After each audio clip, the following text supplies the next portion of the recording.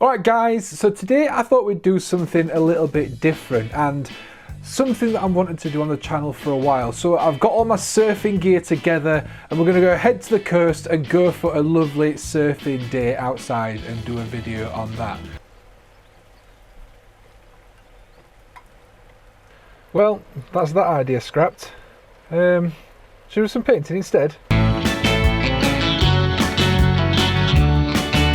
Hey there Pickle people and welcome to the channel. My name is Josh and today, as the weather has ruined my totally genuine and definitely not made up idea to go surfing, we're going to do some miniature painting. I know, I was shocked too.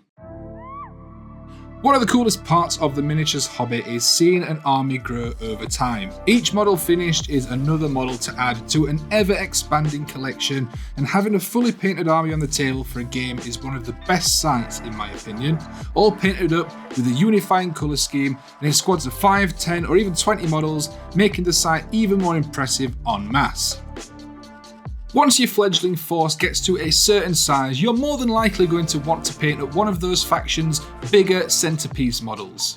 These act as nice targets to aim towards, but they can also give you a little bit of freedom away from your tried and tested colour scheme on the rest of your army.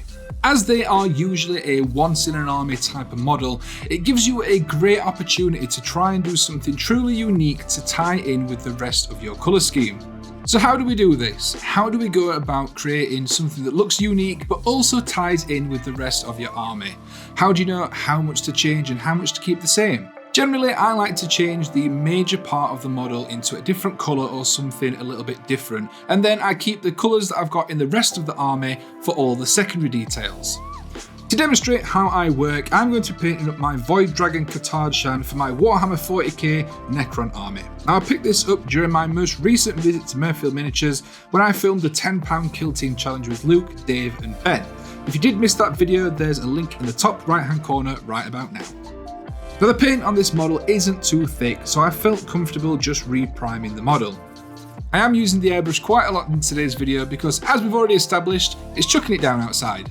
I gave the model a quick prime with Vallejo Black Surface Primer, which not only gives me a blank canvas to work on, but also allows me to take a proper look around the model. This is important because it helps me to spot details that I might have missed upon first inspection and gives you ideas for extra details when it comes to painting.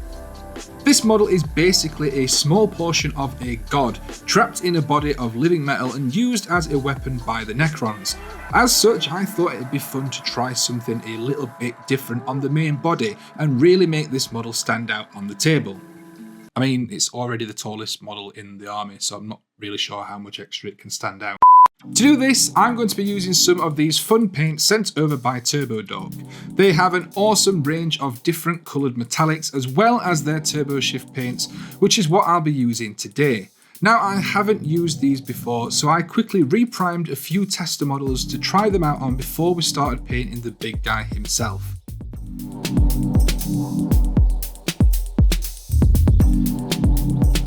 All the paints I used work best over a black primer and can be applied with either a brush or an airbrush. Now I opted for the airbrush to aim for a smoother coat, but I will be trying these out using a brush at some point in the future, so to see how they compare, be sure to subscribe to see how I get on.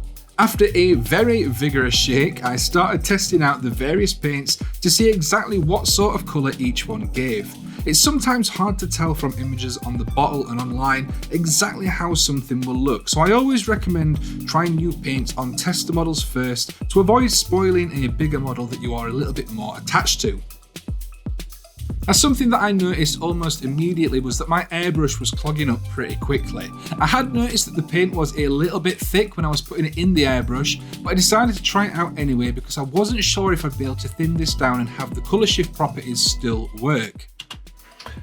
Hi guys, just a message from future Josh. I did actually look on the Turbo Dork website after I'd done all this painting just to see if there was any information, and there is a page full of tips and tricks on how to get the best out of the paint, and they do talk about thinning it down and using it with the airbrush. So if you are using these yourself, go and check out the Turbo Dork website and ignore what I'm talking about. Alright, back to the video.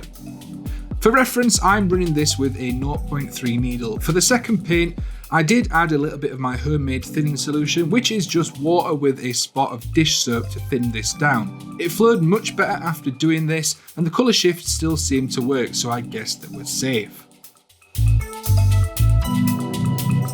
I proceeded to try out the rest of the paints and was really impressed with them all. I've got a few projects coming up that I'm excited to use these on, but for this model, there was a clear winner. I loved the green and purple sheen from this paint and thought that it would work and tie in really nicely with my existing colour scheme. Now that I'd made that decision, it's finally time to start painting the Void Dragon himself. From here on out, the painting process was actually pretty smooth. I applied the Turbo Shift paint to the body of the model, doing my best to not get any overspray. Even though it took a little bit of extra time trying the different colours out, it was time well spent. Bigger models sometimes put people off because of the scale of them, but that little bit of forward planning and trial and error can make the process a lot more painless and a lot more enjoyable. With the new colour added, the rest of the model was easy to paint as it consisted of colours that I've already used in my main colour scheme. When painting a unique model, striking the balance between trying new things and tying it into your existing colour scheme can be tricky. On the one hand, it's fun to break away from the repetitiveness that comes with painting a big army, but you also still want to fit in with all those troops that you've already painted up and not look like it's from a totally different project. I used the same metallic recipe that I use across my army to paint his... I'm going to go with wings? I also used plenty of bright green for the energy storm that this guy is causing, again linking it in with the rest of my force. Again, I'm using the airbrush for this section, but all of this can be done with a soft dry brush and a couple of light coats. The main way that we can make sure that a big badass model like this fits in with the rest of its peers is from the basing of the model. As with all my Necrons, I'm basing this guy using the Geek Gaming Scenics fast drying basing glue and the Mars Earth base ready, both available via our affiliate link with Grimdice Tabletop Gaming down below in the description. A couple of grass tufts and a tidy up around the base rim, and that is another Necron model ready to join the rest in the cabinet and hopefully at some point in the future on the table. I think this guy looks suitably unique and definitely still fits in with the rest of my army. I've been looking forward to buying and painting this model for a while, and I think that I've done it justice. What do you guys think? How do you like to make your favourite models stand out? Let me know down below in the comments.